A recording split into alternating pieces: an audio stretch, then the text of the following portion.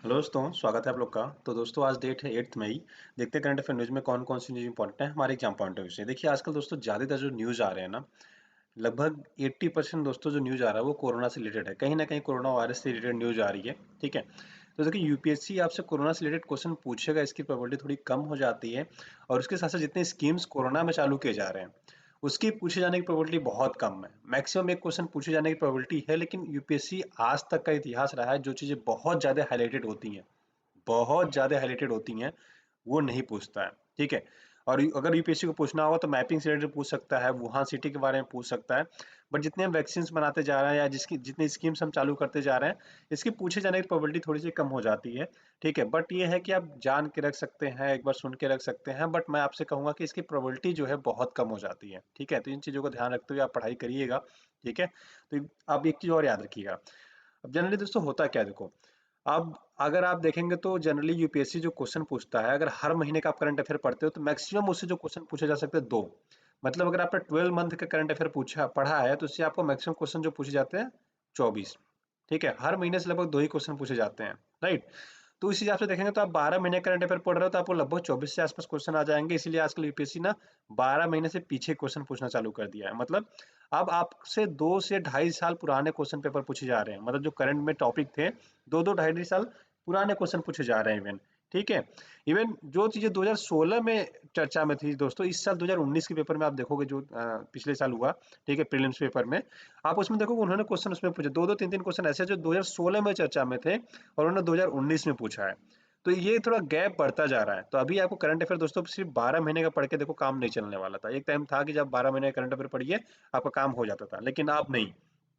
अब आपको एटलीस्ट 24 महीने का करंट अफेयर कम से कम पढ़ना पड़ेगा। ठीक है, मिनिमम 24 से 30 महीने का अगर हो जाए तो बढ़िया है। अगर आप अगले साल दे रहे हैं 2021 में, तो मैं कहूंगा कम से कम 24 से 30 महीने करंट अफेयर आपको कवर करना है। और कम से कम 24 महीने, 2 साल करंट अफेयर तो एटलीस्ट कवर करना ही करना है।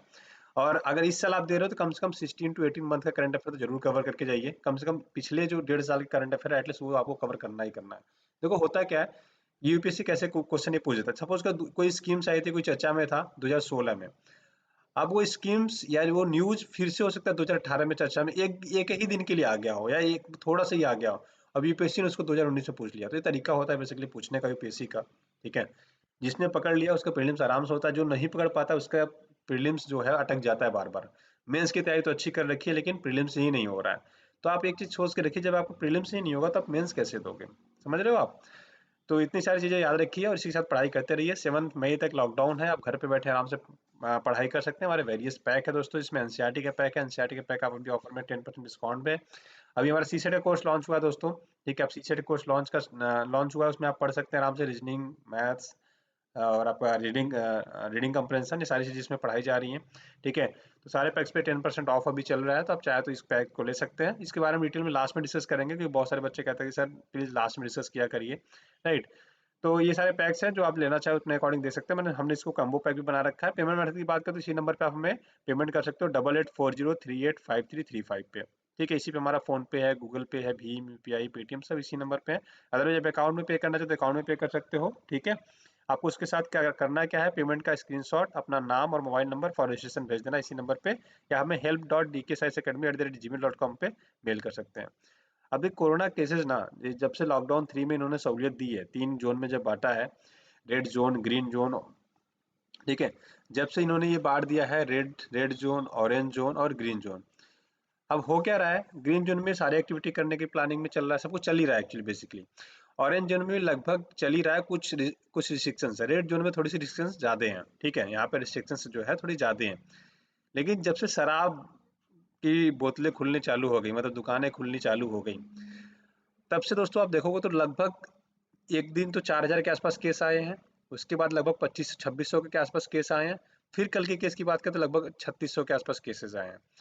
ये हमारे लिए डाटा बहुत ही चिंताजनक है दोस्तों। ठीक है, ये हमारे लिए भयावह स्थिति क्रिएट कर सकता है। और इंडिया जैसे देश में अगर हमने बहुत ही तेजी से इसको बढ़ाना चालू कर दिया है, बढ़ना चालू हो गया, हमने इसको कंट्रोल नहीं किया, तो याद रखिए इंडिया जैसे देश में इसको कंट्रोल करना नामुमकिन सा हो जाएगा। ठीक है, तो आपसे इतना रिक्वेस्ट है कि दोस्तों आप लोग एटलीस्ट घर में रहें, जब तक अर्जेंट ना हो प्लीज घर से बाहर ना निकलें और अपनी फैमिली की केयर करें। कोरोना के टोटल केसेस की बात करें तो लगभग 56,000 से ऊपर केसेस हो चुके हैं। ठीक है, तो इतनी चीज़ें आपको जस्ट याद रखनी है। और उसके अलावा डब्ल्यूएचओ की बात करें तो डब्ल्यूएचओ की स्थापना 1948 में हुई थी। 7 अप्रैल 1948 से इसने कार्य करना चालू किया था और इसी दिन को हम वर्ल्ड हेल्थ डे के रूप में मनाते हैं या विश्व स्वास्थ्य संगठन के रूप में मनाते हैं। डब्ल्यूएचओ कुछ रिपोर्ट्स निकालता है दोस्तों, world health static report, ambient air pollution report, world health report, world tuberculosis report, global nutrition report. तो ये बेसिकली रिपोर्ट्स इसके याद रखेंगे।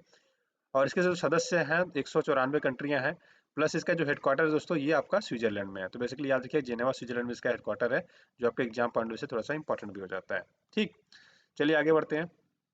अब बात करेंगे आपका चाइना की। ठीक है, तो देखो चाइना में कोरोना वायरस यही से निकला था, वुहान सिटी से। ठीक है, और ये जो बसा हुआ वुहान सिटी दोस्तों ये यांगसी रिवर के किनारे बसा हुआ है। तो बेसिकली याद रखिए जो आपसे एग्जाम में क्वेश्चन बन सकता है। ठीक है, इसके अलावा देखो मैपिंग मैंने पूरी करा रखी है, तो हम मैपिंग यहाँ पे बार बार नहीं करेंगे। राइट, मैपिंग के मैंने पूरा वीडियो पब्लिकली भी डाल रखा है, तो आप इसको प्लीज़ मैप को पूरा कंप्लीट कर लीजिए। ठीक है, तो मैप आप वहाँ से पूरा कंप्लीट कर लीजिए, या फिर आप हमारा जो पेड वाला वो 2020 का है वो 101 रुपीज़ में लेके आप पूरा मैप कवर कर सकते हैं आप उसमें। ठीक है, अब अर्कटीमा एम क्या है, बेसिकली आपसे यूपीएससी में देखो डायरेक्टली क्वेश्चन पूछेगा, हाल ही में चर्चा बना अर्कटीमा एम क्या है।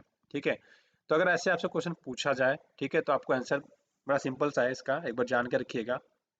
एक कंपनी है लावोस्कीम एरोस्पेस कंपनी। ठीक है, ये रसिया की कंपनी है दोस्तों, बेसिकली रसिया की कंपनी है। अब इन्होंने क्या किया है, इन्होंने दोस्तों अपना पहला उपग्रह लॉन्च करने का प्लान बनाया है, जो क्या करेगा, जो आपका आर्कटिक वाला रीजन है ना उसके क्लाइमेट का प्लस इन्वायरमेंट की क्या करेगा, निगरानी करेगा बेसिकली। ठीक है, सर्वेलांस रखेगा इस पे, बेसिकली ये पॉइंट है। ठीक, तो ये इतने बेसिकली याद रखेंगे। अब आप सोचोगे कि दोस्तों कि रसिया ही क्यों कर रहा है, इसमें चाइना क्यों नहीं कर रहा, राइट, या यूएसए क्यों नहीं कर रहा। आपके हो सकता है दिमाग में आ जाए ये चीज, नहीं आया तो कोई बात नहीं, अगर आ जाए तो मैं बता रहा हूँ। देखो, रसिया का जो नॉर्थ वाला इलाका है ना, जब रसिया का आप मैप पूरा ऐसे बनाओगे, राइट, तो ये जो रसिया का नॉर्थ वाला इलाका आता है ना, ये आपका आर्कटिक के अंदर आ जाता है। तो बेसिकली उस एरिया को विशेष रूप से उसकी क्लाइमेट समझने के लिए, उसके उससे क्या फर्क पड़ेगा रसिया पे, ये समझने के लिए बेसिकली ये लोग लॉन्च कर रहे हैं। ठीक है, तो ये एक रिमोट सेंसिंग और आपातकालीन संचार उपग्रह है बेसिकली। ठीक है, तो ये बेसिकली याद रखिएगा। मैं आपको मैप दिखाता हूँ, मैप से आपको ज़्यादा अच्छे से क्लियर हो जाएगा। बस बेसिकली याद रखिएगा आर्कटिका एम क्या है, तो याद रखिएगा कि रसिया के द्वारा इसको लॉन्च किया गया। इसकी कंपनी है लावोस्कियम एरोस्पेस, लावोस्किन एरोस्पेस कंपनी है। ठीक है, जो क्या करेगा, जो आर्कटिक वाला एरिया है उसकी क्लाइमेट और पर्यावरण की निगरानी करेगा। इतने बेसिक पॉइंट याद रखेंगे। अब यहाँ पे देखो आप मैप में थोड़ा सा आपको समझ में ज़्यादा बेटर से आ जाएगा। जो आर्कटिक सर्कल की बात करते हैं, ठीक है, देखो आप ये सर्कल आ जाता है आपका आर्कटिक सर्कल का, राइट, ये पूरा ये ऐसे। ठीक है, तो आप देखोगे अलास्का रीजन आ जाता है, थोड़ा सा कनाडा का रीजन आ जाता है। उसके अलावा देखोगे तो यहाँ पे आपका ये आ जाता है ग्रीनलैंड, राइट। उसके बाद ये जो प्लेस पूरा आ जाता है दोस्तों, ठीक है, सॉरी ग्रीनलैंड यही तक है ना।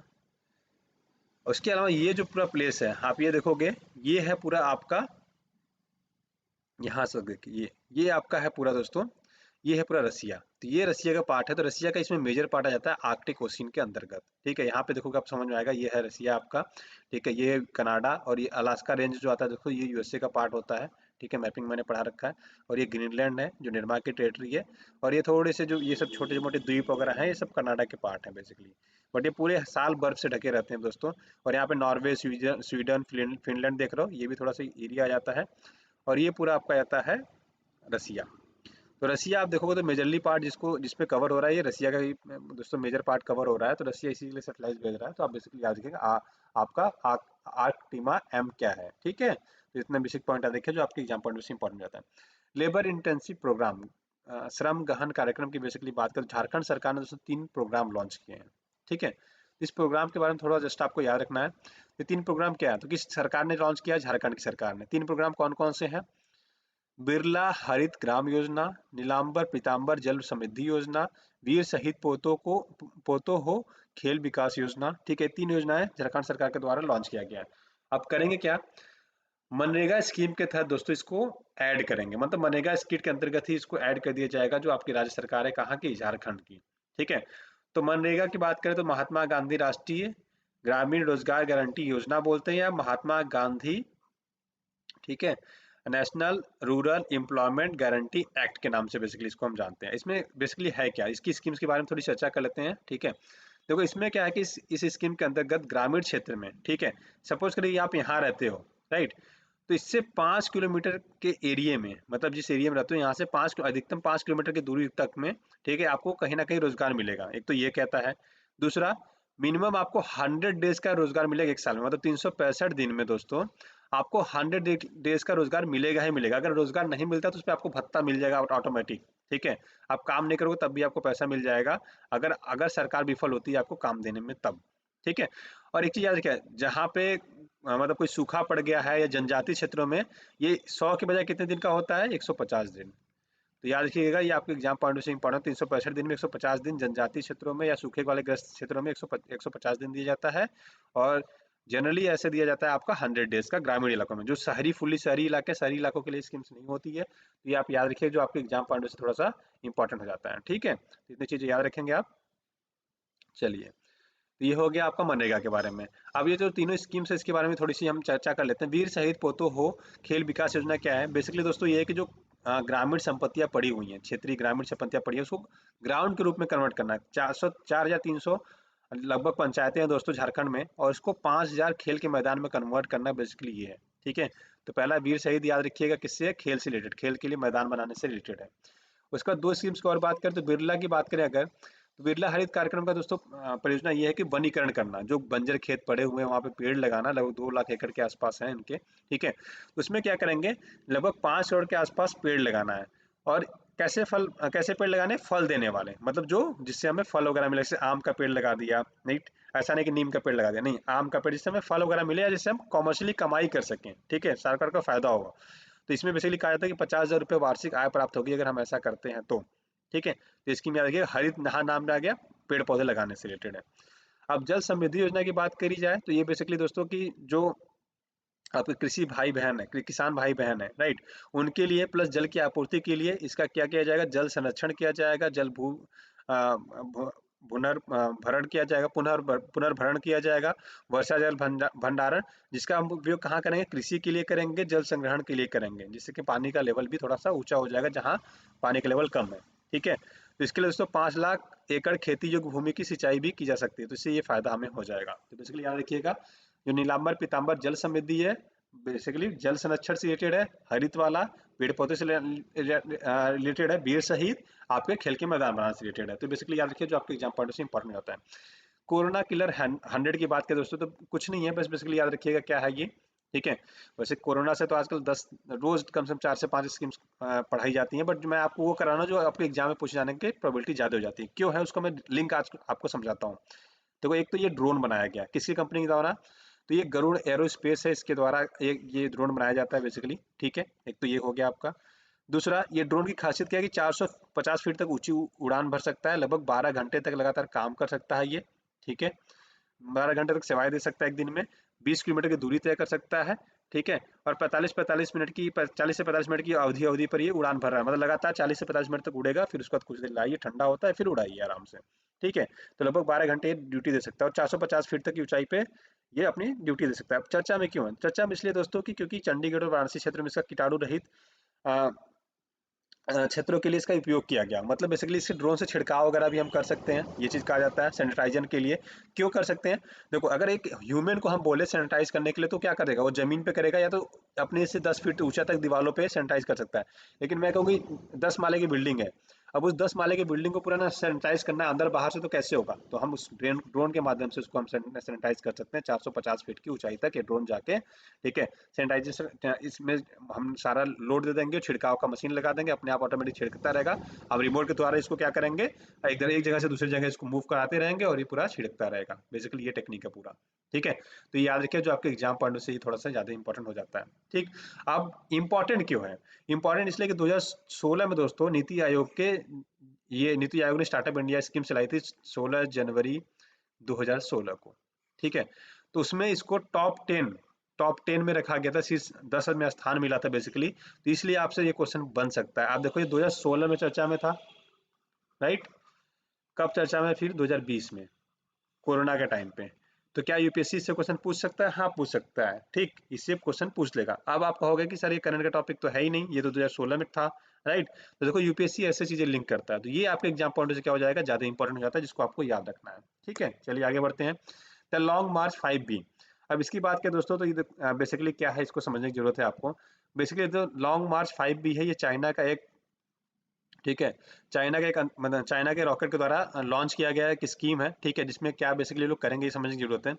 चाइना दोस्तों अपने अंतरिक्ष कार्यक्रम के तहत क्या कर रहा है, मून पे इंसान भेजने की क्या प्लानिंग कर रहा है।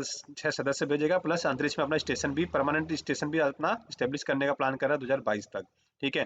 तो ये चंद्रमा पर 6 सदस्य भेजने का एक्चुअली प्लान है, किसके द्वारा, द लॉन्ग मार्च 5B, ठीक है।